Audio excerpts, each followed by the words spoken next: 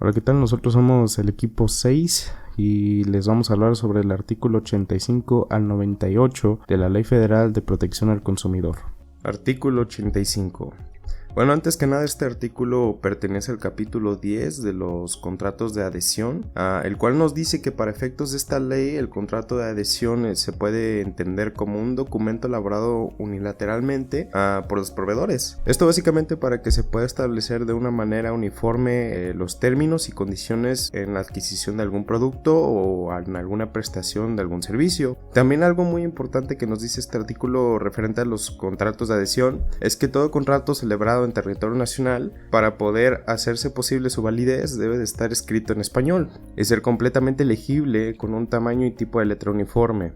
Y como último punto importante de este artículo es que no se podrán aplicar prestaciones desproporcionadas a cargo de los consumidores. Por lo que en otras palabras esto quiere decir que si algún proveedor aplica prestaciones fuera del rango establecido a los consumidores, esto tendrá que ser sancionado inmediatamente.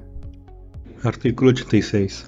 Esto aplica si los contratos de adhesión implican o pueden implicar cosas como prestaciones desproporcionadas a cargo de los consumidores, obligaciones inequitativas o abusivas, o altas probabilidades de incumplimiento. Si los contratos de adhesión están sujetos a registro, estos deberán contener una cláusula en la que determine que la Procuraduría será competente en la vía administrativa con el propósito de poder llegar a una solución a cualquier controversia que se suscite sobre la interpretación o el cumplimiento de los mismos.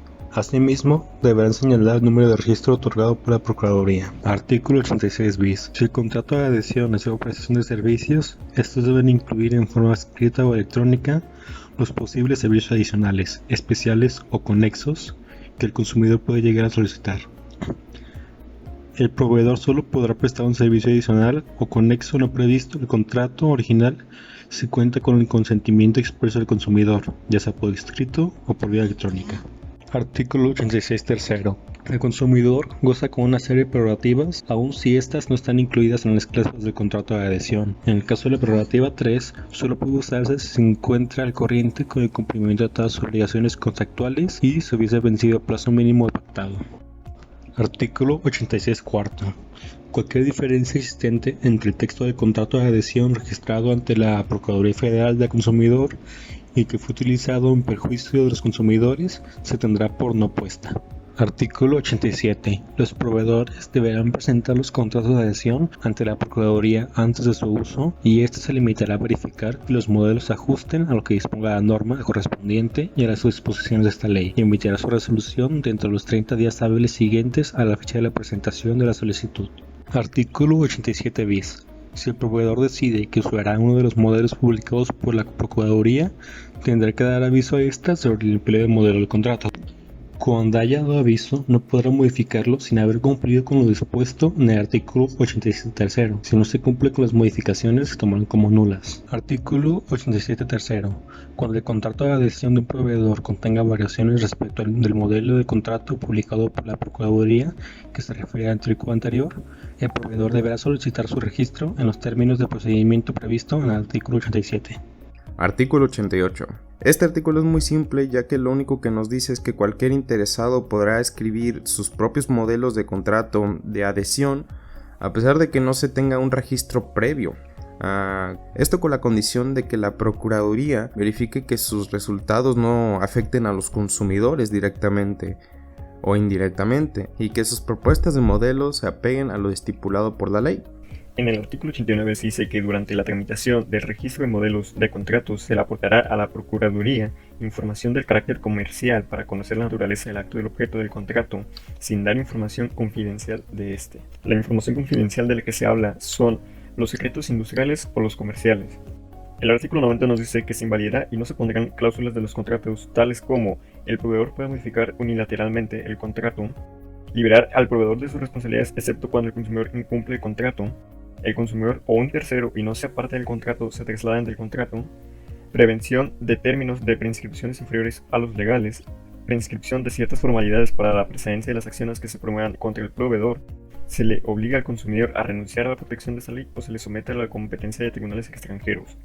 Artículo 90 bis. Tras el registro de un contrato, si se ve que éste posee cláusulas contrarias a la ley o a las normas oficiales mexicanas, la Procuraduría, de oficio o a petición de cualquier persona interesada, procederá a la cancelación del registro correspondiente. Artículo 91.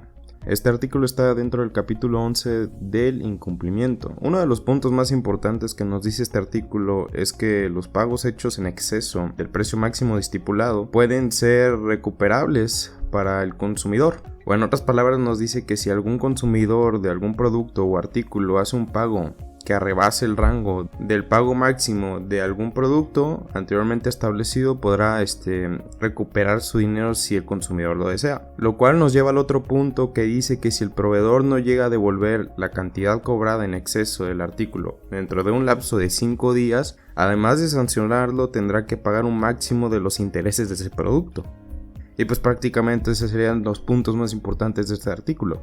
Artículo 92. Este artículo se divide en 3 partes, las cuales las primeras nos dice en resumidas palabras que todo consumidor tendrá derecho a decidir sobre la reposición o la devolución de un producto de la cantidad pagada por él, siempre y cuando se cumplan ciertas normas, como cuando el contenido neto de un producto o la cantidad entregada del mismo sea menor a la indicada inicialmente, en su empaque o envase original. También otra norma es cuando el producto no corresponde a la calidad, marca o especificaciones con las que se vendió. Y por último es que si también no cumple correctamente con su propósito, se podrá efectuar la devolución de dicho producto. La segunda parte de este artículo nos dice básicamente que cualquier consumidor tendrá derecho a la bonificación o compensación cuando la presentación de un servicio sea deficiente. Y ya por último, la tercera parte de este artículo lo único que nos dice es que la bonificación a los que se refieren en las primeras 2 partes de este artículo que acabo de decir no podrán ser menores al 20% del precio pagado.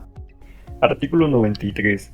La reclamación referida en el artículo 92 se podrá presentar al proveedor dentro de los 2 meses siguientes del recibimiento del producto, siempre y cuando no haya sido alterado por el consumidor. El proveedor deberá satisfacer la reclamación sin exceder un plazo de 15 días desde la reclamación.